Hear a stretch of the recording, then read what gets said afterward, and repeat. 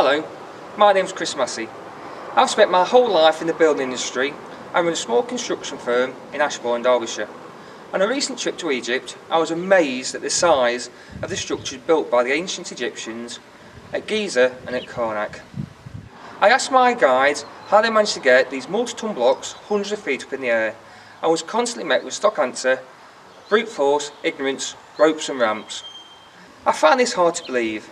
Surely a nation and civilization what was built upon and around the mighty Nile, whose every childhood moment would be spent playing in the Nile, whose everyday working day would rely on either fishing in, floating on, or irrigating with the waters of the Nile, whose only knowledge in life would be based around water. So if you was going to build a massive structure using the workforce available, you would build it using the knowledge of the day, which was water. We've made a series of videos to try to explain the theory and have written a book which comes out in August. So please enjoy the video, read the book and believe the theory. Thank you.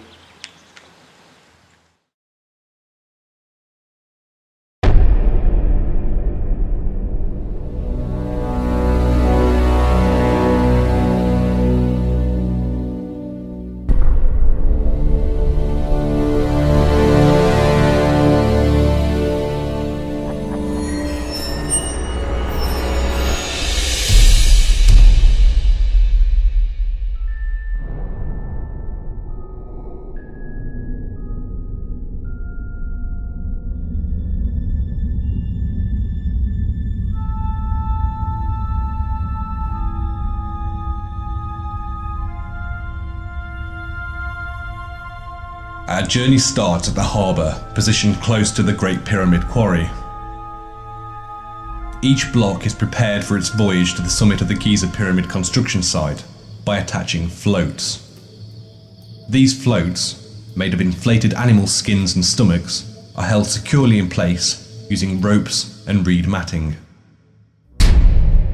Flood season arrives, and the water rises to fill the harbour and canal system. The blocks, all prepared with floats, are surrounded by water. As the height of the Nile begins to reach above them, the blocks begin to rise.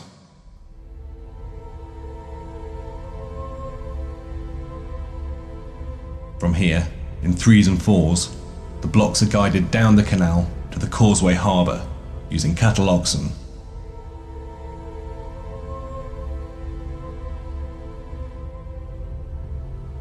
The next stage is where the benefits of Chris's unique system for raising blocks to a higher level comes into play. The causeway that leads from the canal to the pyramid precinct is essentially a massive pipe or culvert that seals in hundreds of gallons of water. Holding the water in place are two locks, one located at the harbour and the second at the halfway point where the causeway changes direction.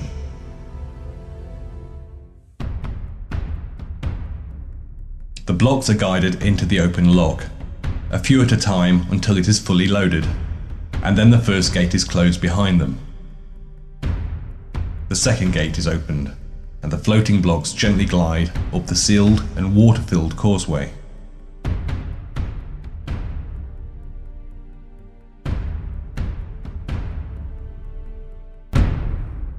The second lock reduces the load on the lower gates from the many tons of water.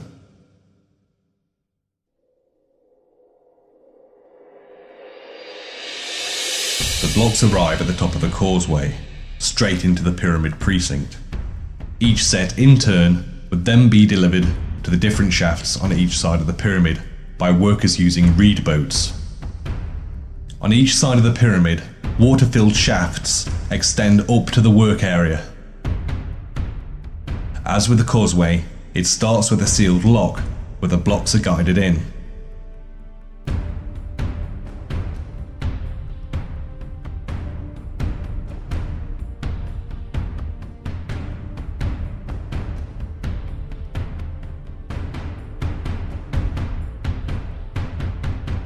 The second gate is opened. The blocks gently rise out of the lock and float steadily upwards, letting physics and nature do all of the heavy work.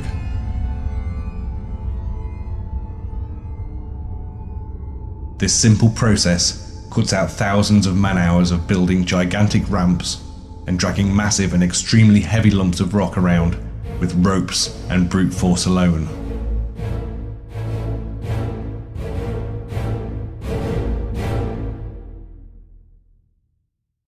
At the top of the shaft, the gate is opened, and the blocks float into the upper channel, which is also flooded with water.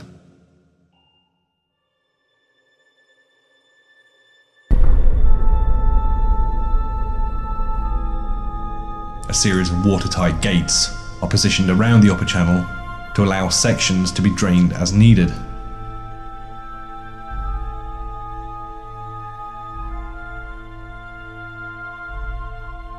The smooth facing blocks, floated across the Nile from the quarry at Tura, are the first to be guided into their approximate positions.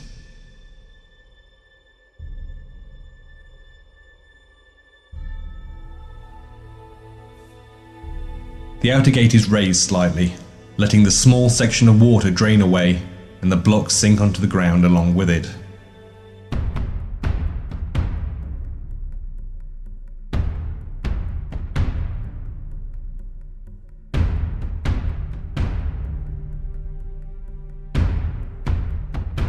Then, the facing blocks are manually barred into their final resting place using mud as a lubricant.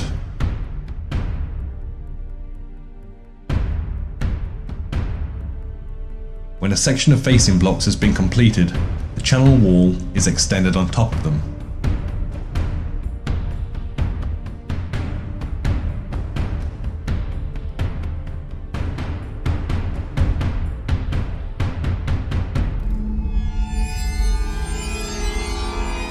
And is once again flooded, ready for the interior blocks to be floated into place.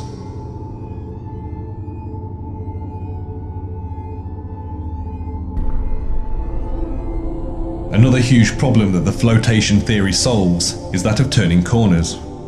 In water, they can be easily guided, even in tight spaces.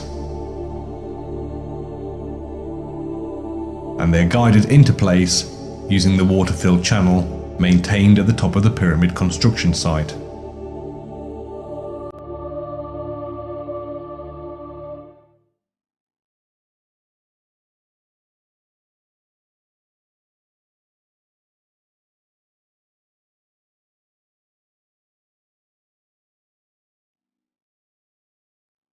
Reusable floats are removed gradually, and the sinking block is guided gracefully into its desired position.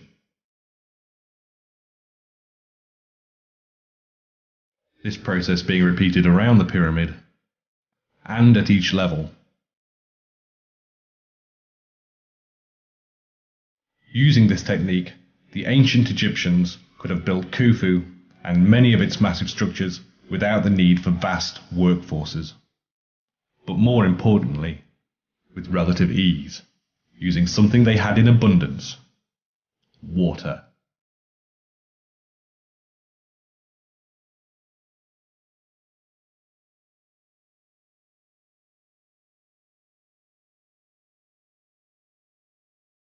Now read the book to give you a detailed understanding of the idea and the concepts behind it.